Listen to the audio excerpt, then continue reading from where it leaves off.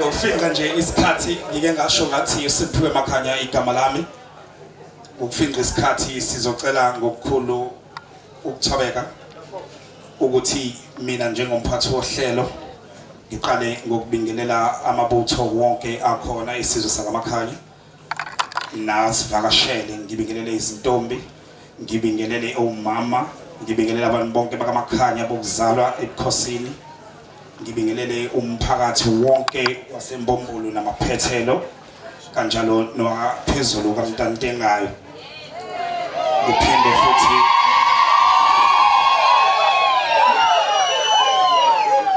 ngibingelela nabaqhamuka ebukhosini okuhlukene mhlambe bakaMkhize kunokwezinye izizwe ngoba uMkhize wona esakhelene nawo kanjalo nabukhosi bakacele uma bekhona siyababingelela.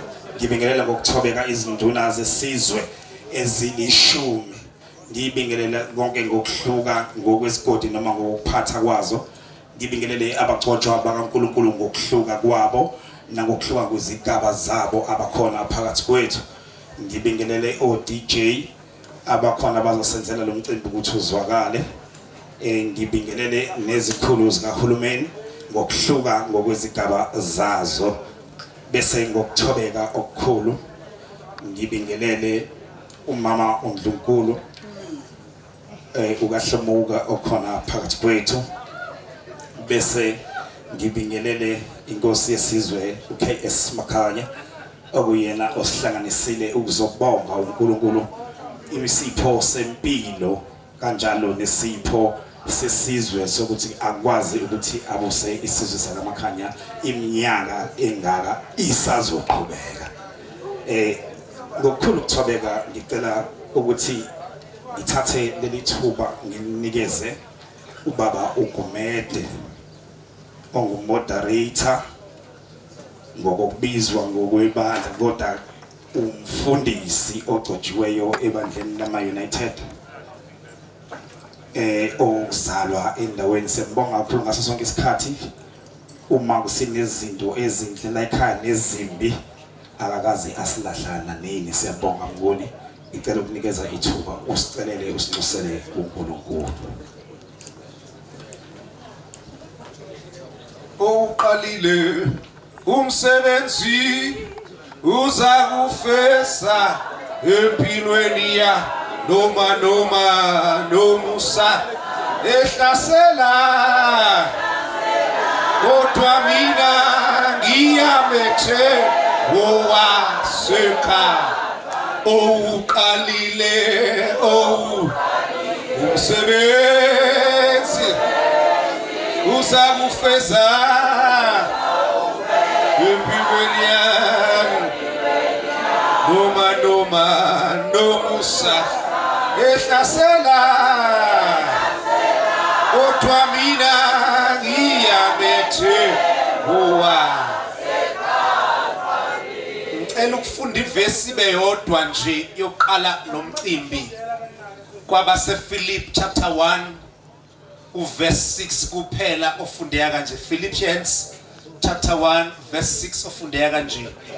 Ngethembile impela yona lento ukuthi waqala umsebenzi omuhle uyakufeza kuze kube usuku lukaKristu Jesu. Trusting that he who began a good work in you shall bring it to completion until the day of Christ Jesus. Ngicela masivula ndaba ezitha ngithi siyambonga uNkulunkulu ngempilo yakho. Sibonga ukuthi uyena waqala impilo yakho ngoba lithi izinkosi ngakwazi ungakabi khona. uNkulunkulu wasazi sonke singakabi khona wasihlelela into emnandi ngoNkulunkulu. Akayiqali into ayishiye phakathi. Uma eyiqalile into wenza sure ukuthi uhamba nayo kuze kufike esiphethweni. Ake ngicela masiqala sazi ukuthi uNkulunkulu uzohamba nathi kuze kufike esiphethweni.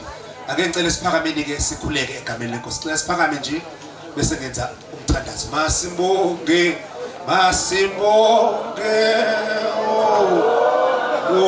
sa simuthande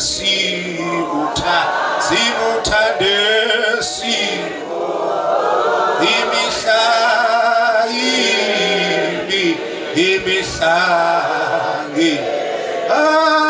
Hallelujah. Hallelujah, hallelujah, umusa, umusa,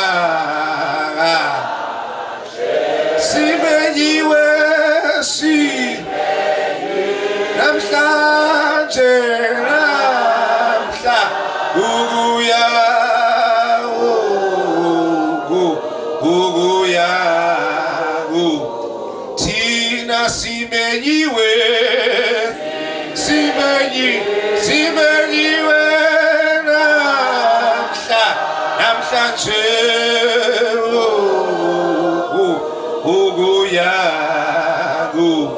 tina simenyiwe, simenyiwe,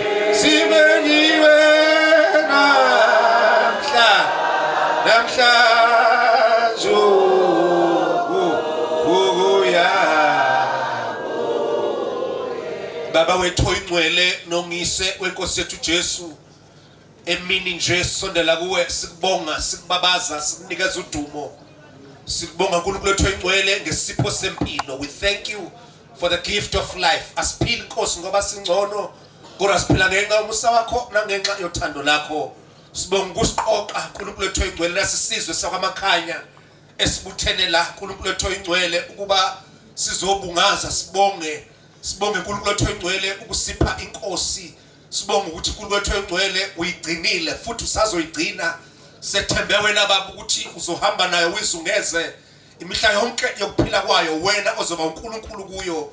uNkulunkulu wethu oyingcwele uqhubeke ukupha ubuhlakani basekhaya ezulwini lobo owabupha uSolomoni. uNkulunkulu wethu oyingcwele uma ehola abantu bakho sicela ukuthi naye umemboze ngenkazimulo ngekhathi zonke, umfihle egazini likaKristu elinqabile, ukuze ukuthi inkosi lomsebenzi awenzayo ombizele kuwo awenze azi ukuthi wethembe wena konke. Noma kungafikani kodwa uma kukhona wena uyomenza anqobe, ngoba abanawe abavinjwa, abahamba nawe noma kungenzakalani kodwa uyohleze ubawezela ngaphesheya. Busisa ke Nkosi isizwe sakithi sakwaMakhanya sonke, sikhulekela ukuthula uNkulunkulu wethu oyingcwele kule ndawo yakithi. Sikhulekela Nkosi ukuba kuphele konke okubi, kuphele Nkosi lezi zinto ezihlalisa abantu kabuhlungu. Sikhulekela Nkosi naloku kubulawa kwabantu okukhona ukuba kuphele egameni lika Jesu. Ukuqede uNkulunkulu wethu oyingcwele ngoba unamandla okuphendula inhliziyo zabantu abafisa okubi uzenze sibe zinhle. Sikhulekela Nkosi umthuthuko kulesizwe sakithi. Sikhulekela Nkosi impumelelo. Sikhulekela ukuthi lesizwe sakithi njengalokhu sihlonishwa siqhubeke sihlonishwe ngezikhathi zonke, ngoba isizwe esiholwa inkosi eyazi wena neyazisa wena ezintweni zonke. Siyakubonga uNkulunkulu wethu oyingcwele, busisa lomcimbi wonke, busisa konke okuzokwenziwa, ikhulumi nakho konke okuzokwenziwa kulethe kuwena udumo. Sibonga ukuthi uNkulunkulu wethu oyingcwele kufike lo mcabango omuhle kangaka wokuthi sizobonga, sibonge leminyaka inkosi sesihlalweni, sikunikeza udumo ngaloko. Uqhubeka ke nayo, uqhubeke nomndeni. Sikhulekela yena uNkulunkulu wethu oyingcwele, hayi yena yedwa kodwa inkosi eluNkulunkulu. Sikhulekela lesizwe sonke, sikhulekela uNkulunkulu wethu oyingcwele labaphathi balomcimbi bonke ukuba babusise. Sikhulekela nezinduna eziseduze kwenkosi ukuba uzibusise, uzigcine, uzilondoloze, uziphephise. Sikhulekela uNkulunkulu wethu oyingcwele lesizwe inkosi eluNkulunkulu sonke egameni lika Jesu. Busisa ke lo mcimbi konke kuzokwenziwa kwenzela udumo lakho ngoKristu Jesu inkosi. Nowathi masikhuleka sonke sithi Baba wethu osezulwini, malingcweliswe igama lakho, umbuso wakho ufike, intando yakho mayenziwe emhlabeni njengasezulwini. Awusiphe namhla isinkwa sethu semihla ngemihla. Usithethelele amacala ethu njengoba nathi sibathethelela abantu amacala kithi. Ungasingenise kulingweni kodwa usingisokubi, ngokuba umbuso wakho namandla nobukhosi kuze bephakade. Amen. Siyabonga nahlala phansi ke. Ngibonga kakhulu ngemphathi wohlelo. Ngicela niphakame futhi. Umphathi wohlelo ucela ukuthi siphakame. Umphathi wohlelo ucela siphakame. Siyajabula bazalwane, usuku oluhle namhlanje. Uma inkosi ihleli kanje noNdlunkulu, sekukhumbula lalanga abashada ngalo. Ngenhlanhla mina ngangiphethe umshado yabo, futhi basengaphinda namhlanje futhi ngoba ngikhona la eduzane. Si celebrate, siyabonga kakhulu. Ngicela ukubuyisela umphathi wohlelo. Ngiyaxolisa ukungena emadevini. Umpriest kaNkulunkulu kepha umoya wami uthi sisamile. Bengisacela ukuthi sithule nje umzuzwana sithi nya.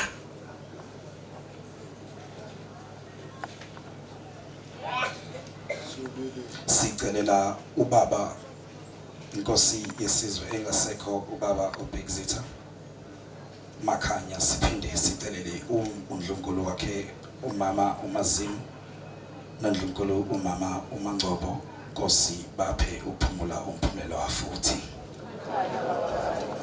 mabaphumule ngobuhle. Siyabonga.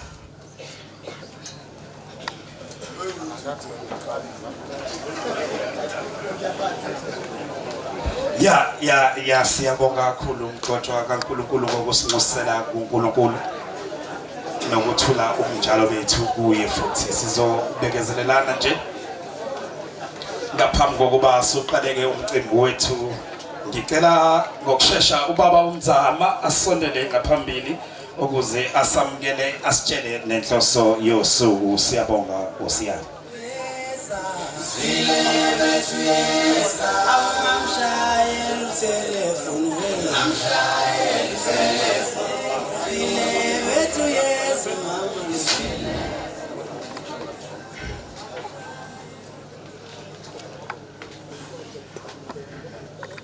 Sacela ukukhuleka enkosini,